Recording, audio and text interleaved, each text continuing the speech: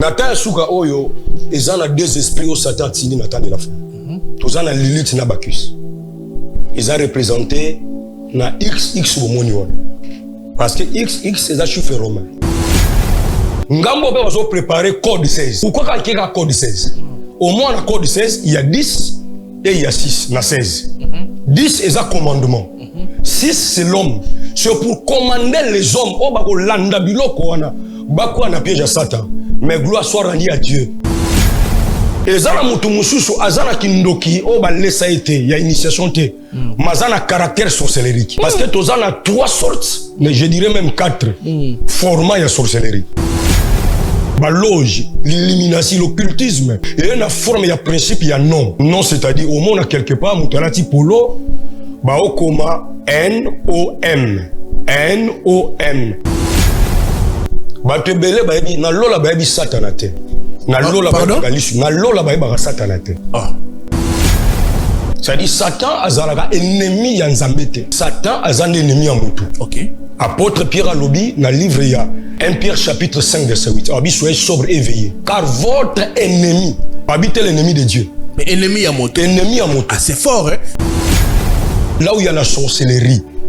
Le sorcier bazakana signe il a suivi ya mamwavi abatu. Tu verras lui-même l'artiste dira ya melakata filmate marosa la publicité ya ba masanga. Et puis c'est la comprendre pas tout il parle. Ils ont des esprits atindi. Moi na nzambo ko comprendre ngote na temps fin en quoi un échec. Allô? Allô Masasi. Ya Masasi.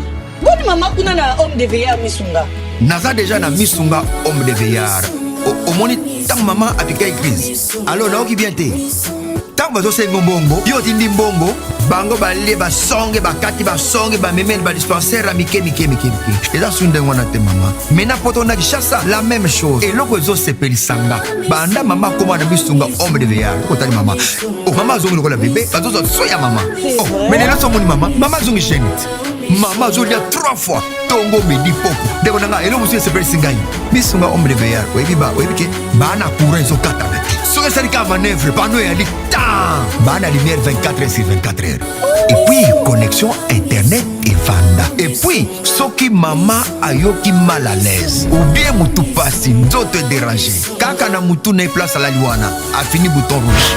Docteur Mbango azaka, tu sais pourquoi? Homme de veillard misunga ezana kata clinique misunga. Non so futi mbango no zo regretter. Ah voilà tu bien na wezali. Ba minganga bazo sala mama contrôle chaque semaine. Mais azala kuna Abela te bazo sala examen. En tout cas, ya Masasi e moneli penanga na pemi. Bana mama comme na homme de veillard misunga. Et moneli na misute. Et monani bamboko na ofinda ya pam bana. C'est fini tout ça. Boko liango lisusu te. Homme de veillard misunga. Ngana bango rendez-vous quand la fin du mois. Na pemi.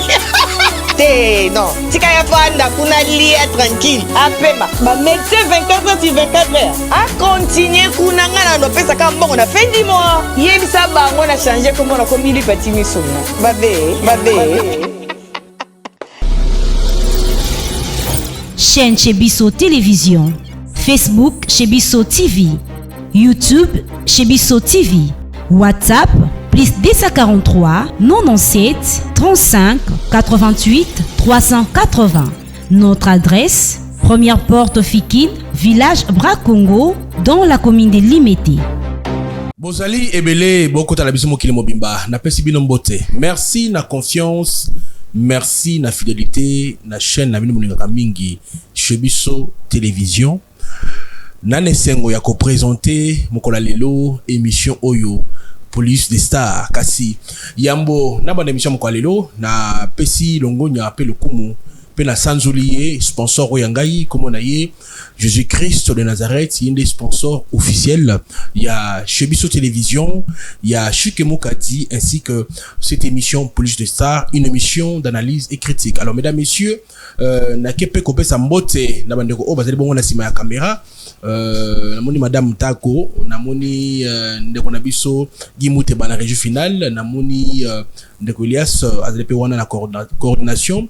Je dis un grand merci na bandeko oyo balingaka kota la biso pe ba préféra na bango chez biso télévision chaîne oyo et pe sakabino basango kitoko pe informa kabino pe édifier kabino na ba émission na yango chez biso ils ont informé biso que tu ko perdre momoko il y a agent na biso 11 juin na 6h ndeko Ben Kabena tika kibiso atikima na misatu kasi toujours lelaye montenyo sa bonne foi alinga soutenir biso na tangu ya matanga.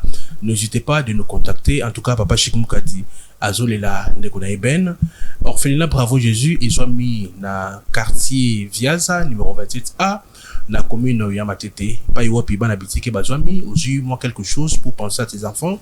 N'hésitez pas à contacter papa Chic Mukadi pour venir en aide à ses enfants. Merci beaucoup pour notre soutien à Beno, malgré makambo bozozangate ko pambola biso spirituellement, physiquement ainsi que financièrement. Que Dieu vous bénisse. Mesdames, messieurs, aujourd'hui je suis venu vous présenter un homme de Dieu. Il est tellement puissant. Oui, bien que chez Biso Télévision, ceux qui ont sali to présenté Binoye, c'est quelqu'un qui craint Dieu, c'est quelqu'un qui se comporte très bien. Alors, les lots aux yeux, tu me comme que le la spiritualité. Je pense que c'est pour la première fois Ngaina présenté na chez Biso Télévision.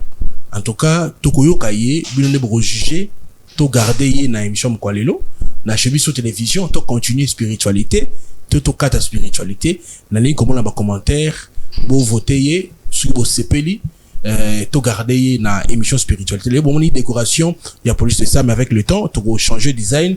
Tu comprends sa émission au combo spiritualité. Les deux ali premier épisode to bani naie parce que tu connais pas si na bassin épisode pour na ko fungola ko yeba spiritualité na mozindo parce que nous ne savons pas le belabso autrement mais tu comprends na raté biso ba chrétien c'est vraiment difficile de comprendre le lengue nzambe à le belarabiso. L'homme de Dieu, bonjour et bienvenue. Bonjour papa chez Mukadi. Na yambio lelo na émission na biso police de ça et ba benyo na kombo yana. Comme on a les prophète Léon Mukobo, okay. Je suis de la famille Mukobo, la famille des hommes de Dieu. Okay. Et c'est on a les Konyatama Kolelo, Okenamona Pebino. Puis j'en profite de l'occasion pour nous compatir na chaîne Mobimba, Kubana Bino Moko. Vous avez prouvé, vous venez de perdre quelqu'un de très très important. Et on a le droit de tous obligés à compatir. Tu sais bien que chaîne Nabi suis en deuil. Et comme il pleure avec ceux qui pleurent toujours les Ranabino, et on a mon aujourd'hui vous êtes en bien noir. Merci beaucoup, merci beaucoup. Kasi quand même sur le sambo, tokota na mozido, il y a émission Mkwalelo. Prions Seigneur Dieu, le Dieu d'Abraham, d'Isaac et d'Israël, le Dieu de mes pères, le Dieu de ma famille, le Dieu de mon père Bishop Vico, le Dieu de Mouzé Alexandre Haïdi Nabala. Nous bénissons ce temps, ce moment, soit au centre de tout ce qu'on va se dire. Je sais que, comme nous allons parler sur le monde des esprits, les esprits sont debout pour comprendre et révéler aux humains comment ce monde-là fonctionne. Tout Pambolingonga Oyo, du début jusqu'à la fin, Zana Bisso, Nabaïronios dans l'ombre, na Komona Jésus Christ. Amen. Amen. Merci beaucoup, l'homme de Dieu. Tout me kambe kokota Léona Mozindo, tout le monde des esprits. Donc simba maimatali spiritualité kasi question moko elingai bato bakotuna to sambelaka mikolo nyonso mais pourquoi nzambe alokwa nzambe akalate pourquoi nzambe wana lelo azo réagir na lombango te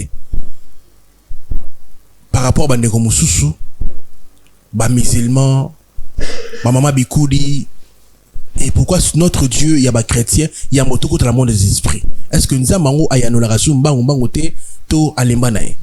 Merci pour la question, Papa Chic. La Bible dit ceci. Dans Osée 4:6 que mon peuple périt par manque de connaissances. Tant que Jésus Christ a été dans alobaki, dans le livre de Jean chapitre 8, 34 à 36 alobi, boye. Vous connaîtrez la vérité et la vérité vous affranchira. Et belé bazo sambela na mboko na biso Congo pe partout na mokili mobimba. Mais ebele ba yebi fonctionnement monde na milimo te. Mokili oyo nzambe a changé te. Oko ba nzambe moyebi bo nzambe te. Ebele ba yebi nzambe mais bo nzambe nde ba yebi te. eloko esalaka moto azwa eyano na losambo eza kaka nzambe te eza bonzambe so bonzambe nde yango nde spiritualité. Olobi nzambe na bonzambe c'est quelque chose, des choses différentes. Okay. Nzambe ezana ni bonzambe ezali nini? Dieu d'abord est esprit. La Bible dit dans le livre de Jean, chapitre 4, verset 23-24. Car Dieu est esprit. Il faut que ceux qui l'adorent en esprit et en vérité. Si bonzambe c'est la spiritualité. Or, dans la spiritualité, il n'y a pas que Dieu seul. Il y a des anges de Dieu. Il y a aussi des esprits, des hommes de Dieu. Il y a aussi les esprits de prophètes qui fonctionnent dans le royaume. Il y a divinité ou il y a spiritualité. Et belé baby na bango nzambe. Ba osambe la okepe prière. Mais il y a celui kaka na nzambe. Je prends un exemple. Ils ont le col en mboka Congo. Tozana na président république. Puis tozana na présidence de la république. Okay. Le président de la république c'est Fatou Beton, notre président actuel. Le respect total à Mokonzamboka. Mais la présidence, dans la présidence, il y a des institutions. Okay. Parce que la présidence, d'abord, c'est une institution. Si vous avez une église, assemblée la une église, a yebi nzambe. Ma yebi bon nzambe ya nzambe zo sa la terre. Yango mona ba prière ebele zo salama. Nzambe o ya Bible azaka ka nzambe ya tamona ba Moïse. Mais bon nzambe bon ba yebati. Eza o ba tebe ba zo samba lo ba yebite. Si go tanto banda ko kundola makambo nde ba ko comprendre anayebaka na nzambe. Mais bon nzambe na yebaki yangote. Merci, c'est très fort comme Yano au fond les biso moi makambo. Les lots vont nano na phénomène mari et femme de nuit. Pour trop si maman bilo les lots l'introduction trop si ma bisika ebele pour te reprendre la tokende. Mais il y a moto comme mari et femme de nuit. Qui est Satan? C'est le yo oko décortiquer Satan lolengeni. Merci papa Chic pour na motuna. Les gens motuna mo zali très sensible. Ça dit chaque question mérite une réponse. Très bien. Bah tu faut pas comprendre l'oro moko. Bah tu belé ba bi na lola ba bi satanate. Na lola ba galisu na lola ba satanate. Ah. Je m'explique. Satan a une appellation na tango ba boaki na se. OK. Na lola ba ki Lucifer. Lucifer qui signifie porteur de lumière. OK. Azaki lumière te manego mema pole. Parmi les chérubins parce que Lucifer na lola azali ga chérubin. Tango ba boaki na se a joué appellation ya Satan. Satan a Satan en hébreu, en français qui signifie ennemi, adversaire, opposant. C'est-à-dire Satan azalaka ennemi ya nzambete. Satan azan ennemi ya mutu. OK. Apôtre Pierre Alobi dans le livre il y a 1 Pierre chapitre 5 verset 8. Abi soyez sobre et éveillés car votre ennemi habite l'ennemi de Dieu. Mais ennemi ya moto. Ennemi ya moto. Ah c'est fort hein. Satan est ennemi ya nzambete mais ennemi ya moto. Satan tikala vous allez ennemi ya nzambete. Azekela mo nzambe et puis Satan c'est un instrument. C'est parmi les anges de Dieu. Mais ami komisande ennemi ya mutu. Pourquoi? Parce que ennemi aza mutu azo ina mutu. OK. Akoma ko ina mutu po ete nzambe alingaka mutu. Yetangu aserebelaki amaten orgueil nzamba bwaki. Mais tangu mutu asumuka ka nzamba limisaka. Lokola ye asumuka nzamba bwaka ye. Mutu asumuka nzamba zolimbisa kanda wana. Yango amemi yango epa ya mu ya mutu. Yango moni Satan il n'est pas l'ennemi de Dieu. Il est l'ennemi de l'homme. Yango sushi na yeza ka ete soki moto akoi na masumu nzambe pe abwaka buntu kwa nzamba bwaka ye. Mais lokola la Bible lobi nzambe aza amour. 1 Jean chapitre nango 3 na verset nango 8 4 p verset 8 et lobi car Dieu est à l'amour. Or celui qui est amour, l'homme a l'amour mais l'homme n'est pas amour. Mais Dieu n'a pas que l'amour mais Dieu est amour. Yango moni nyonso mutako sala ya mabe. Lokola kelama ne lilingi ya nzambe Satan kelama ne lilingi ya nzambe te to Lucifer. Mais kaka moto lokola ngai na yo to kelama ne lilingi ya nzambe yango mona ta osali masumu nzambe alimbisa parce que za nzambe ya boli yango moni Satan lokola bolingwa nzambe za pona moto akotikala jamais kolinga yo zola na biso aolinga yo te mission na ye za nini kasi mission na ye Yesu ya ko révéler yango alobi yango na livre Il y a Luc. Le voleur ne vient que pour voler, égorger et détruire. Mission est ngwana. Il y a souci ne zaka aïba. Aïba nini?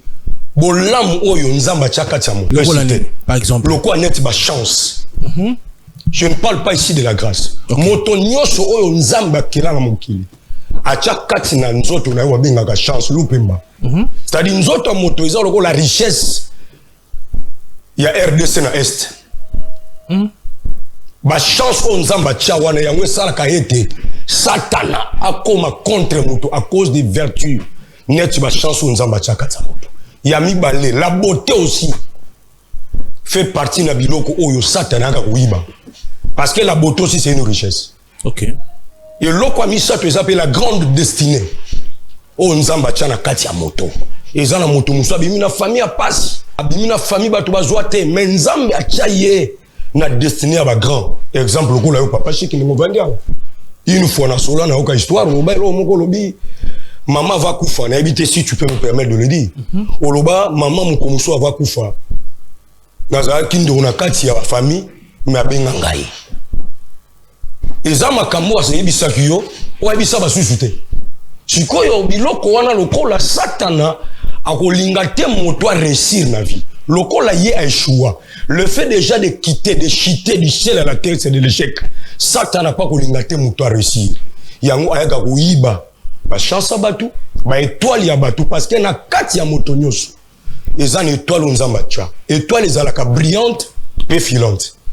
Ezala moto muso sa na étoile ezo briller kaka esika moko. Mais monsieur toi ne ezo briller pe ezo filer. C'est-à-dire gros banda na pasi, lobia banda matine sengo. A gros banda mpiaka, étoile nezo tambola. C'est comme ça la vie. Yango Satan loko lazali voleur, azali destructeur. Ayawana pour que ayiba o nyoso nzamba tia katsa mutu pour que moto a échoué loko la ya échoué. Wana azo sa na service en Zambé. Donc wana azo sa service, wana diable travaille na service en Zambé. Te asaka service en Zambé, le diable c'est comme un instrument que Dieu peut utiliser. Comment ça? Je prends un exemple. Très bien. C'est comme une télécommande. Quand vous voulez changer une chaîne, on se servir. On a par exemple. Satan a un instrument musique. Et bien, on a fait typer dans matanga. C'est un instrument que Dieu peut utiliser. Parce que il y a des serviteurs de Dieu, il y a aussi des instruments de Dieu. Je prends un exemple. Tant que Saoul, dans le chemin de Damas, a couillé sur Ebissa Nanyas, à l'obi, cet homme, c'est un instrument que j'ai choisi. Satan, c'est un instrument que Dieu peut utiliser. À deux fois pour recadrer quelqu'un, pour qu'il y ait accompli, mais c'est-à-dire Dieu se sert de Satan, mais Satan n'est pas en fait un serviteur engagé dans le service de Dieu, mais Dieu se sort de lui. Le rôle c'est la Salomon. À se servir na kaka, à jouer kaka comme un outil à travail pour accomplir une certaine mission, mais dans son royaume, Satan ne fait plus partie. On va boire kena mokila bato pour que oyo akozala prudente oyo akoyamba Yesu Kristo te akoma esclave ya Satan. Mais gloire à Dieu, moto nyonso yamba Yesu Kristo azali kolo Satan. Et pourquoi nzamba créaki asaki li felo asali enfer sur le but que nzambe a collaboré na Satan te mais yemo nzamba ngo akeli susuli felo tant moto akosumuka pour akende kozika na moto. Est-ce que l'histoire là est vraie que nzamba créali felo pour na moto matama sumba kende kozika ensemble na Satan na jour asuka? C'est ça l'objectif, c'est ça? Tes objectifs c'est ngote papa chic. Comme les aboué Bible eza munene. Bible dans le livre Matthieu 25 que l'Éternel a fait l'enfer, le fait éternel pour le diable et ses anges.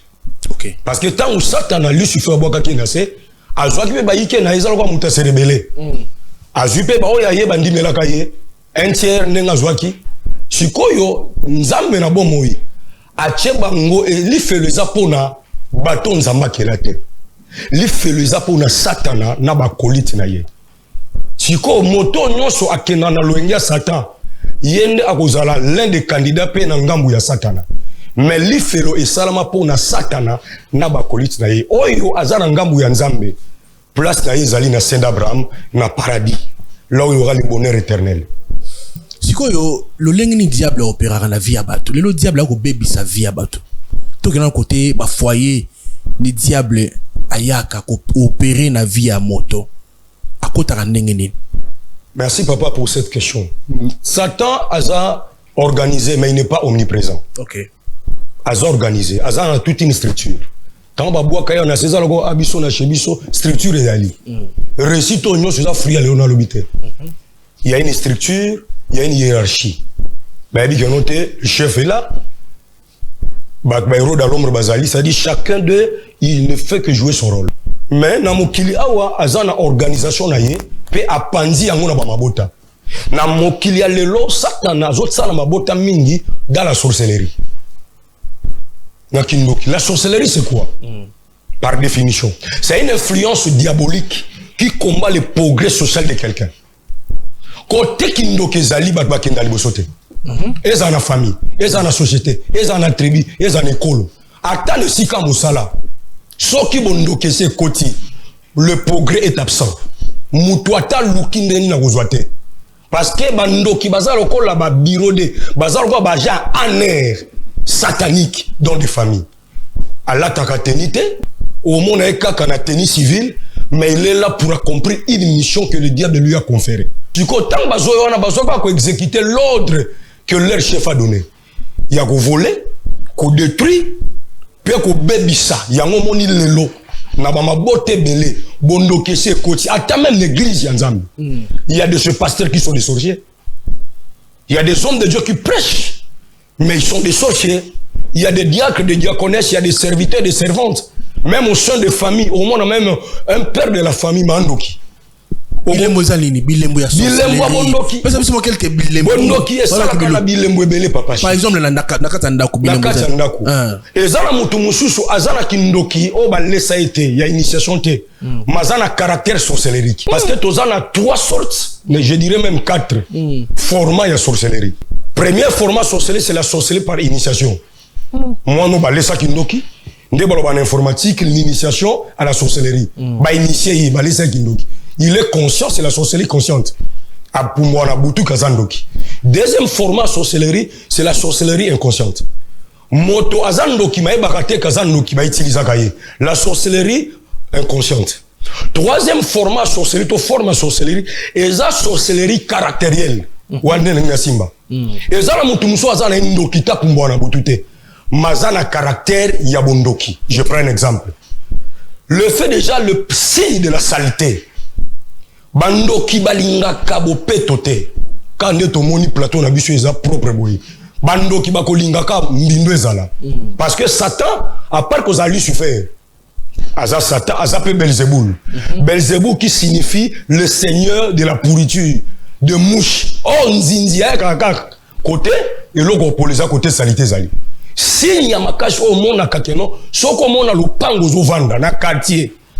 Ata l'église zo sambela ou bien moi na moko zane alinga ka bopetote. Alinga ka propriété te. Ata go brosser mino na ye.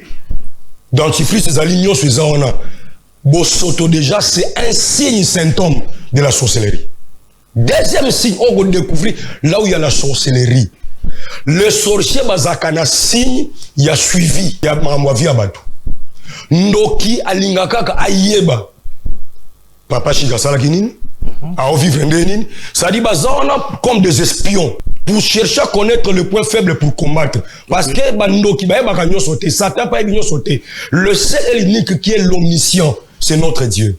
C'est Jésus-Christ. Satan zaona kaka batunaye net basongi songi a sonde so moni pe côté qui songi zali yeba que c'est aussi un signe de la sorcellerie. Troisième grand signe, il y en a tellement beaucoup. Troisième grand signe, il y a sorcellerie. O batebele ba comprena kate o ezole kana katsa mabota ba famille belé ba comprendre en côté la pauvreté. Papa Chic, je vous dirai un truc qui est vrai. Je mets quiconque à défi, même tous les hommes de Dieu, contredit Ngazake. S'il y a un point que le diable combat dans la vie des humains, c'est la réussite et la richesse. Ok. Bako lingate mutu apamwama. So moni na famille moko pauvreté et pika misisa. So ki talango bien. Atoza prophète loko langaite, prophète Léon Mokobo. On va comprendre que dans cette famille, il y a la sorcellerie qui est cachée quelque part. C'est un grand signe.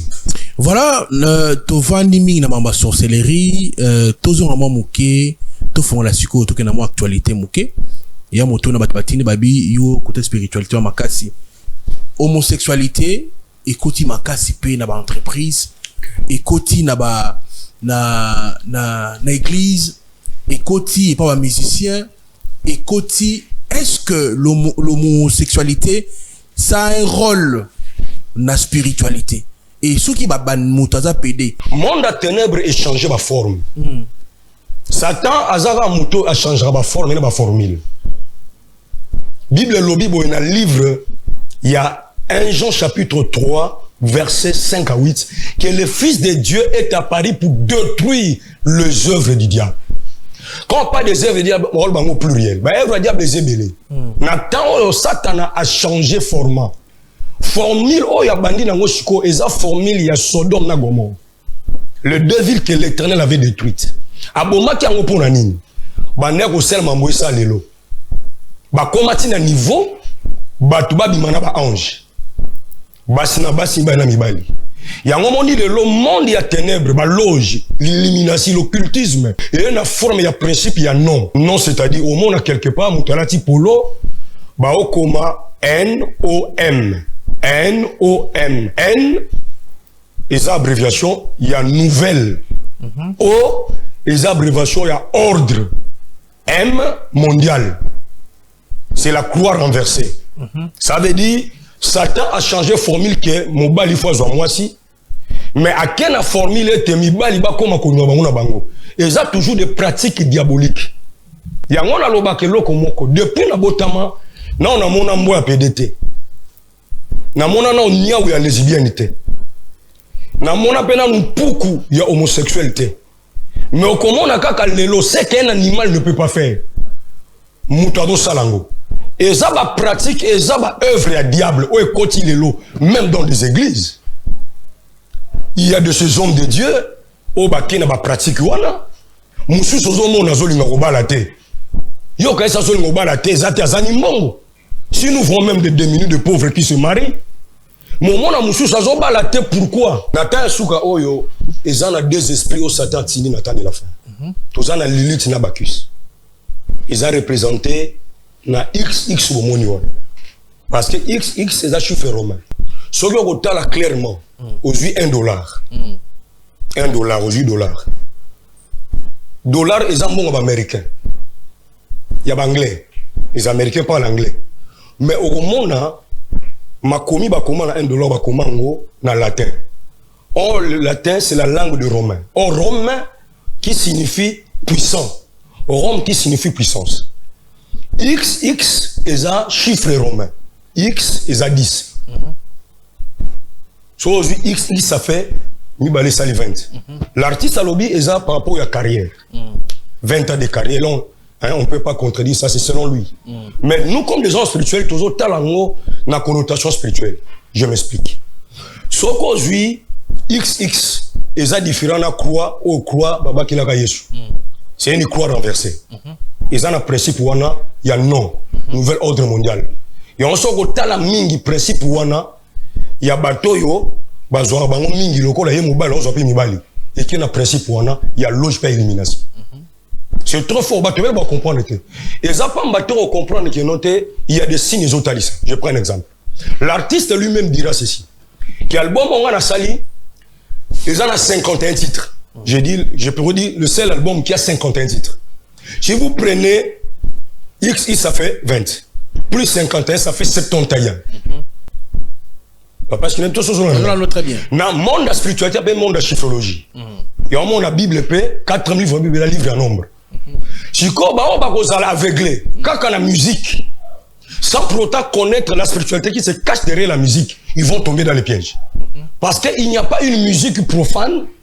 Je dirais, il n'y a pas une musique qui se fait sans spiritualité. Surtout la musique profane. Parce que la personne avait chargé la musique. Au ciel, c'était Lucifer. Or, Lucifer qui signifie porter de la lumière. Il y a une musique profane et tant que l'on a illumination. Éclairage esprit.